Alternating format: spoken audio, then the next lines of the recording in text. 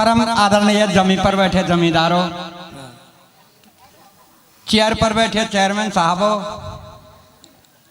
भ्रष्टाचार की तरह खड़े हुए नौजवानों, गद्दी पे धरे गद्दी के गद्दारों, माइक पे खड़े मक्कारों। भाई साहब थोड़ा अंतर है, मैं माइक पे खड़ा हूं, आप भी माइक पर हैं। मैं ऊंचे माइक पे हूं, मेरी ऊंचता है, आप नीचे माइक पे, सब आपकी ये नीचता है। और ब्याज जी सुनो, मैं मक्कार हूं, आप नीचे माइक पे हैं। मैं मक्कार हूं तो आप मक्कारी हैं, मैं बीमार हूं तो आप बीमारी हैं, मैं नर हूं तो आप नारी हैं।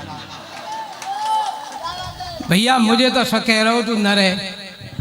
एक बार मुझे तो बोलो मैं शादी करवो चाहूँ, मैं तो कर ले, पर मैं या उम्र में बोले हाँ यही उम्र में करवो चाहूँ, पर काऊ विधवा ते करवो चाहूँ यार। मैं तू तो काऊ ते कर ले, 6 महीना में अपने आप विधवा है जाती। भाई साहब मुझे पहले भी टोका था, 26 किलो का आदमी है, किसी कभी 2 पड़ गए, उनसे कुछ नहीं कहा। मेरी सब बात कह रहा है कि विधवा खुद हो जाएगी अपने बारे में। आप देख लीजिए, इधर को इधर भी देख लीजिए, एक नज़र इधर देख लीजिए, मैं सच कह रहा हूँ, सच के अलावा दूसरी बात नहीं कहूँगा। भाई साहब मैं नहीं समझता था कि रेलवे स्टेशन पर कुछ बत्तियाँ जल नहीं थी, कुछ लाल थी, कुछ हरी थी, कुछ पीली थी। मैंने कहा भाई व्यास जी ये क्या है? बोले तू नहीं जानता? मैंने कहा नहीं जानता हूँ। अरे बोले यार ये मशीन है, इससे वजन तोला जाता है। मेरे को देख के बोल तेरे वजन तोल, तो मैंने कहा क्या है? बोल कुछ नहीं है यार, इसमें पैसे डालने पड़ेंगे, 1 रुपए का सिक्का डालो अब वजन मिल जाएगा। मैंने कहा ठीक है भाई साहब। इन्हें मेरे से तय किया कि भाई साहब हाँ, बोले मैं जब वजन अपना तोलूं तुझे सिक्का डाल देना और तेरा तोलेगा मैं डाल दूंगा। तो भाई साहब ने मुझको मशीन पे चढ़ा दिया था भरतपुर में, और 1 रुपए का सिक्का डाला, उसमें इतना बड़ा कार्ड आया, कार्ड में लिख रहा था 26 किलो 600 ग्राम मेरा वजन। मैंने कहा व्यास जी आप चढ़ो भाई साहब को। मैंने मशीन पर चढ़ा दिया, भाई साहब 1 रुपए का सिक्का डाला, कोई कार्ड ही नहीं आया। भाई साहब 2 रुपए का सिक्का डाला, कोई कार्ड ही नहीं आया। 5 रुपए का सिक्का डाला और इतना बड़ा कार्ड आया, उसमें कार्ड में लिखा बोल कृपया कार्ड को गौर से पढ़ें, मशीन पर एक साथ 5-5 न चढ़े। ये भाई व्यास जी हैं यार।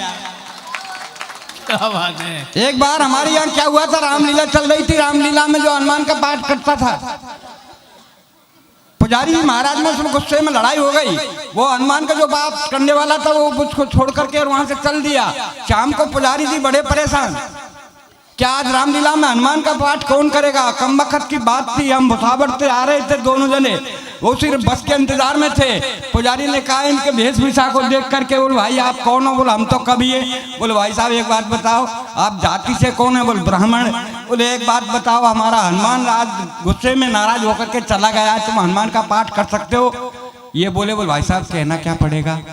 बोल कुछ नहीं, आपको एक लाइन कहनी पड़ेगी, जब रावण आएगा तो उसे ये कह देना कि हे लंकेश्वर रावण मुझे नहीं जानता है, मैं अंजनी पुत्र पवन सुत हनुमान हूँ, बस यही लाने। बोल हाँ बोल कह दूंगा। बोले एक बता क्या देगा? बोल भाई साहब आपको हम 100 रुपए देंगे। और बोल खाने को? बोल खीर और पुआ। ये मेरे से बोले डीगिया जी यार 100 रुपये ले चलें, खीर पुआ जे चलेंगे। मैं चल भाई। तो ठीक रात के 9 बजे रामलीला शुरू हुई। भाई साहब रामलीला जब हुई तो इनको हनुमान बनाया, इनके सब कपड़े उतरवा दिए गए, इनके जो बदन था उसमें सब वो लगा दी मुल्तानी माटी, हनुमान का औजार था इनको गा दिया, इनके एक लाल लंगोट लगा दिया और कह दिया कि मंच पर तुम्हें दमकना है।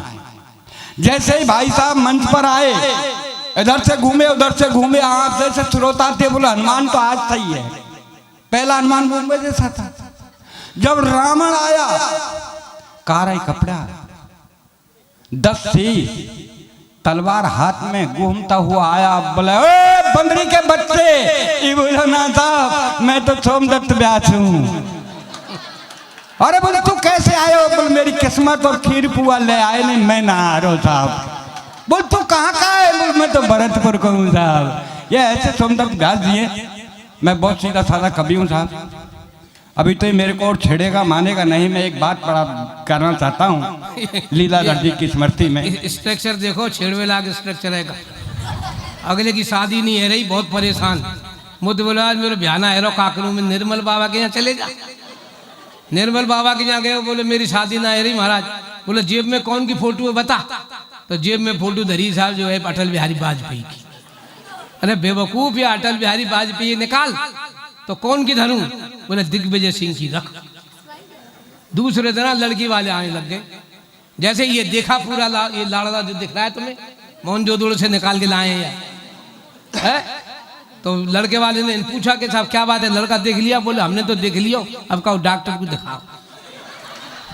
एक बार बता दूं सर, ये जो संचालन औकात हम कवियों की बताता है, यही बताता है, घर पर इसकी कोई औकात नहीं है। मैं सच कह रहा हूँ, बिल्कुल औकात नहीं है घर में इसमें। मैं पहले कह चुका हूँ भैया, मेरी औकात देते गई है। पत्नी आई, मैंने बड़ी जोर से गई, मैं चल बिस्तर लगा। पत्नी ने बिस्तर लगा दिया। मैंने गर्म पानी कर, बोले कहा नहीं करी तो वरना में ठंडे पानी पे नहा लो। वैसे अपनी औकात मैं और बताता हूँ, असली औकात तो मैं एक दिन के घर पहुंचा साहब, मुझे पता नहीं था इनके घर में गृह युद्ध चल रहा है 1 सप्ताह से।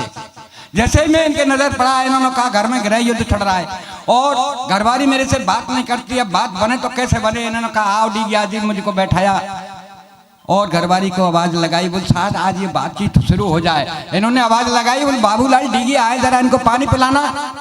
तो घरवाली गुस्से में थी, वो बोली बोल बुरा क्यों घड़ा में, ये तो कवि थे, बुद्धि से काम लिया जब पानी गाने नहीं आई। अरे बोल घड़ा कहाँ है? घरवाली बोली रसोईया में।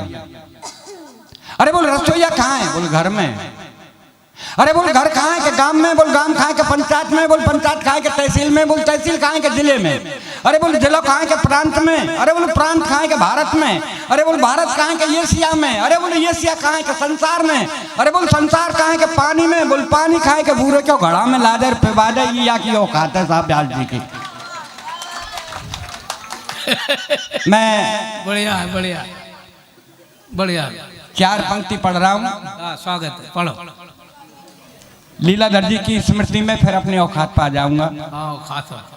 जो अपनी औकात है साहब, कि किसी की याद में लोग दीप जलाते हैं, किसी की याद में लोग दीप जलाते हैं, किसी की याद में गीता कुरान पढ़ाते हैं। और अब हम करें किससे शिकायत श्री लीलाधर जी, आपकी याद में आज ये बस्ती वाले आंसू बहाते हैं, आंसू बहाते हैं, आंसू बहाते हैं। रोते खुद रुलाते हैं आंसू और दिल का भेद बताते हैं आंसू। अरे ये बस्ती वाले लीलाधर जी रोकना तो बहुत चाहते हैं, पर अब यह नहीं रोक पाते हैं आंसू, रोक नहीं पाते हैं ये आंसू। लीजिए साहब, मैं हज का कवि हूँ, हज की बात करूँगा, हज के अलावा दूसरी बात नहीं करूँगा। और जो बात कहूँगा सच कहूँगा। आज जब मैं सुबह मेरे घर से चला, मेरी धर्मपत्नी ने कहा कहाँ जा रहे हो? मैंने कहा उत्तर प्रदेश जा रहा हूँ। बोल ठीक, चले जाना, थोड़ा सा डिनर कर जाना। अरे मैंने कहा पगले डिनर तो शाम के भोजन को कहते हैं। घरवाली बोली शाम को दलिया तो है और खासकर तेरे लिए रखा है। मैंने कहा क्यों? बोल रहा था इसमें कुत्ता मुँह देगा, मुझे फेंकना पड़ता है, इसलिए आपके डिनर ही कर दिया। भाई साहब वेर बस अड्डे पे आया, कंडक्टर बुरी तरह चल रहा, बाबा कहाँ जाएगा, बाबा कहाँ जाएगा? मैंने गुस्से में कह दिया स्वर्ग जाऊंगा, ले चलेगा क्या? ड्राइवर बोलो बाबा आज मेरे पहिया के नीचे तो आज ही स्वर्ग पहुंचा दूं। मैंने ड्राइवर से कहा मैं ड्राइवर तेरे 64 दांतों को तोड़ दूंगा। कंडक्टर बोला बुड्ढे कहाँ है इसके 64 दांत? मैंने कहा मुझे पता है, बीच में तू भी तो बोलेगा।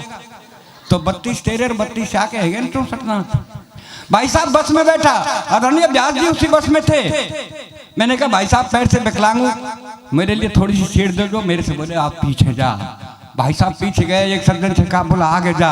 भाई साहब आगे जा, पीछे जा। 15 मिनट हो गई, किसी ने बैठने को जगह नहीं दी। ड्राइवर बहुत अच्छा था, जाने कब से मेरे को देख रहा और बोला बोल बाबा क्यों होते हो परेशान, आओ मेरे बोनट खाली है, बोनट पर बैठ जाओ। भाई साहब मैं ड्राइवर के पास बोनट पर बैठ गया, बस चली। 15 मिनट बाद रुकी। कारो पैंट, कारी बुरसट, कारे चश्मा, देखने में सचमुच ऐसी लग रही थी करिश्मा। भाई साहब बस में चढ़ी। आदरणीय व्यास जी बोले मैडम कब तक खड़ी रहोगी, लो इधर बैठ जाओ। जब तक अलवेला जी थे उधर ही, अलवेला जी के मैं खड़ा हो जाऊंगा, उधर बैठ जाओ। मैंने कही चोरे बुढ़ापे हमारी बेट तो बाबा आगे जा, बाबा पीछे जा। लेकिन साहब सच बताता हूँ वो किसी के पास नहीं बैठी और धीरे धीरे आके मेरे पास बैठी। भरतपुर आया साहब, एक भिखारी आया मेरे से बोला बाबूजी बाबूजी। मैंने बोल क्या बात है? बोल 2 रुपए दे दो। मैंने क्या करेगा? बोल चाय पीऊंगा। अरे मैंने कम वक्त चाय 2 रुपए की आती है, चाय तो 5 रुपए की आती है।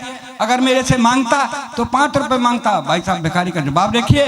भिखारी हाथ जोड़ के मेरे से बोला बाबूजी जाके जैसी हैसियत होए हम बापे ऐसे ही पैसा मांगे। तो आदरणीय व्यास जी थे। मैंने तुरंत भिखारी से कहा मैंने भाई साहब इनसे ले ले। तो भिखारी ने व्यास जी को ऊपर देखा नीचे देखा और फिर हाथ जोड़ के मेरे से बोला बाबूजी। मैंने बोल क्या बात है? बोले ये खुदा ही भिखारी सा लग रहा है हमको कहा देगो।